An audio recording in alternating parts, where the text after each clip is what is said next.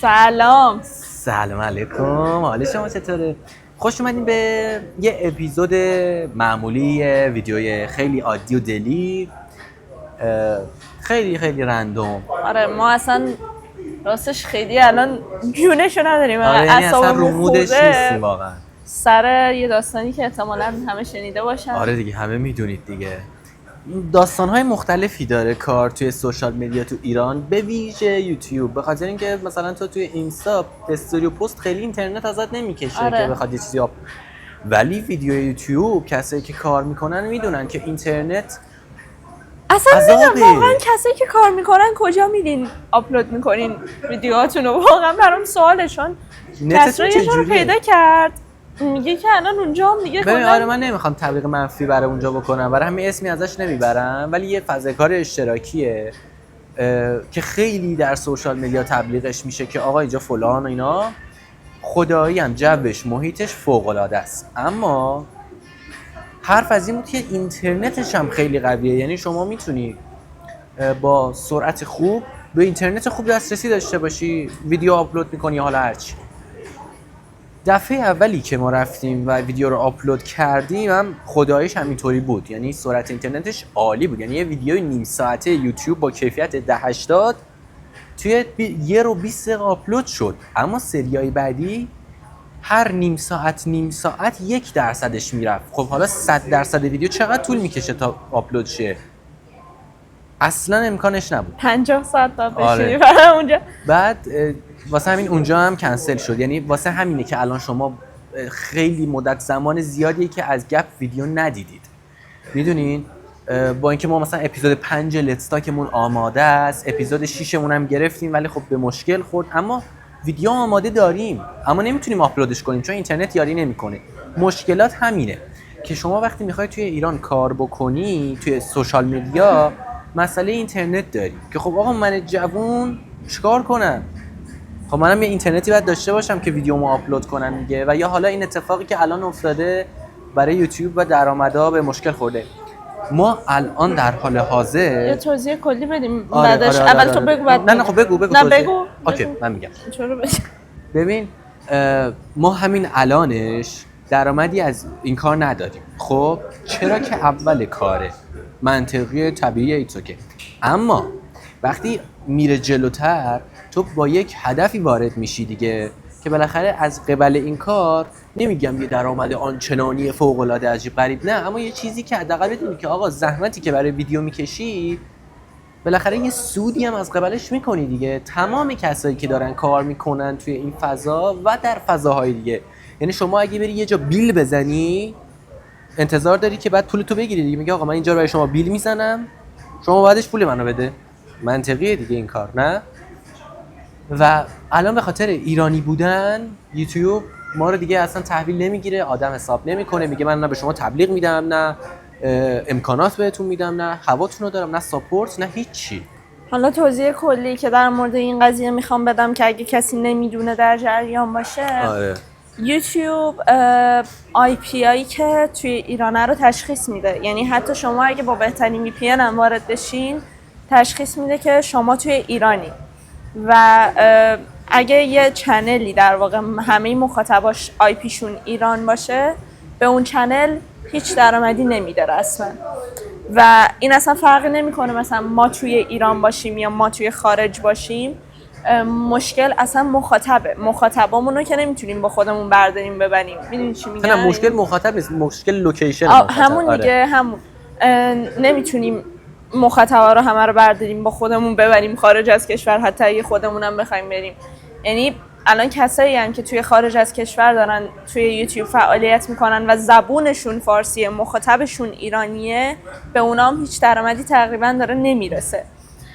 اینم بهت بگم که اصلا بحث درآمد نیست. من خودم به خاطر درآمدش نیومدم توی این کار. من خودم واقعا کار توی یوتیوب رو دوست دارم، سوشال مدیا رو دوست دارم با همه بدیاش، با همه پوینت های منفیش، ولی خب بهم سختی که داره. آره. بهم برام لذت بخشه، در واقع با عشق دارم انجام میدم. حتی ولاگای خودم هم با عشق میگیرم و براتون آپلود میکنم با همه سختیاش. واقعا. من خودم از ادیت زدن واقعا متنفرم و مثلا ادیت های پیج اینستامو یه مدت میدادم به دوستام میزدن اصلا برام، ولی خب مثلا موقعی که یوتیوب رو شروع کردم خودم دارم ادیتامو میزنم و خیلی هم دوست دارم، میدونی با لذت دارم این کارو میکنم، ولی به هر حال یه قسمت کوچیکی هم اگه باشه اون انگیزه مالیه هست دیگه. خب ما کل کارمون به خاطر اون نیست، ولی به هر حال یه بخشیش هم اون هست. آره بالاخره آدم حالا فکر دارن می‌کنه، اونو ازمون می‌دونی؟ میگیرن، ما میگیم اوکی اصلا ما ادامه بدیم.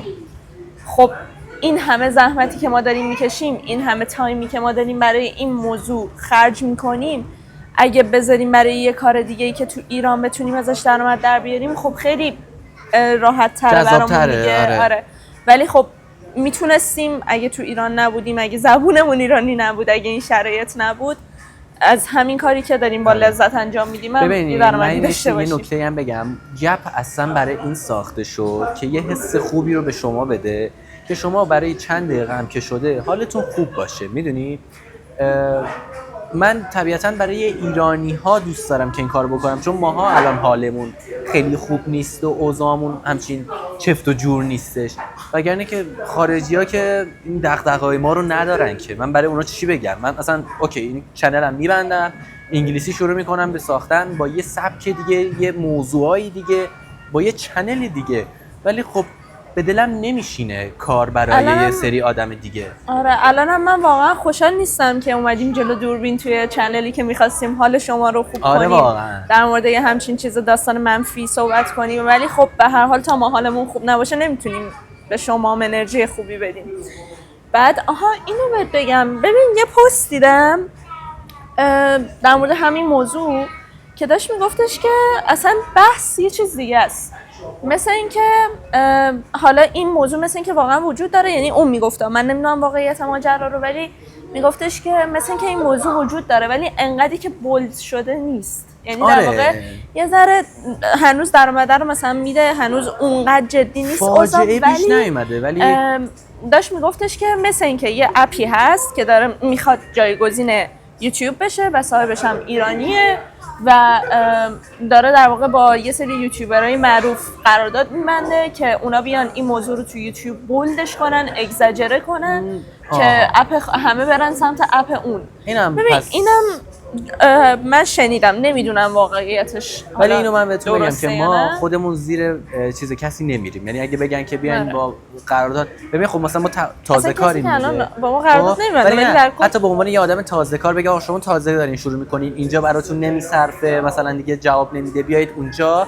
ولی با چارچوبای ما قبول نمیکنیم، ما ترجیح میدیم کارمون رو جمع بکنیم، ببندیم تا که من میگم اصلا این کارو نکنیم، واقعا ادامه بدیم، چون که ببین من خودم خیلی تو یوتیوب هستم، یعنی در واقع نه اینکه فعالیت کنم خودم ویدیو بذارم، و خودم خیلی ویدیوهای یوتیوب مختلفی رو میبینم. خب آره برای همین تولید کننده محتوا باشیم مخاطب محتوا. آفرین، من دارم به این فکر میکنم که اگه تو این شرایط همه یهو بخوان بی خیال این موضوع شن، بی خیال یوتیوب شن، خب دیگه چه فعالیتی هستم، چه تفریحی برای ما میمونه؟ میدونی چی میگم؟ برای همین خودم حتی اگه صفرم بشه درآمد یوتیوب و بدونم که تا تهش هم قرار نیست هیچی به هم برسه، بازم ادامه میدم این راهو. آره کسا میدونم که با من هست. ما در وضع کنونی حالا بی‌طرف داریم میگیم نیازی اصلا به درآمد یوتیوب نداریم خداییش، یعنی حالا مثلا بعدن یه فعالیتی بکنیم، شما ولاگاشو ببینیم، میگه آقا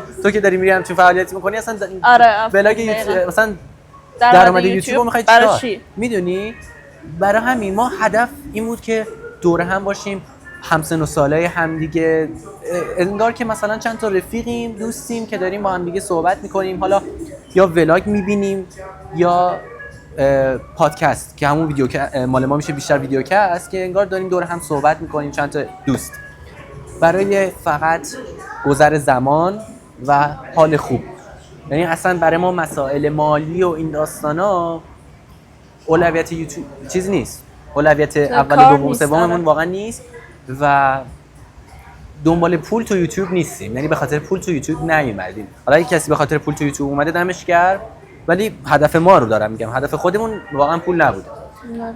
بنابراین ما کارمون رو ادامه میدیم آره حالا شکسته هستیم بسته پیشتون. و هرچی بالا و پایین اوکیه.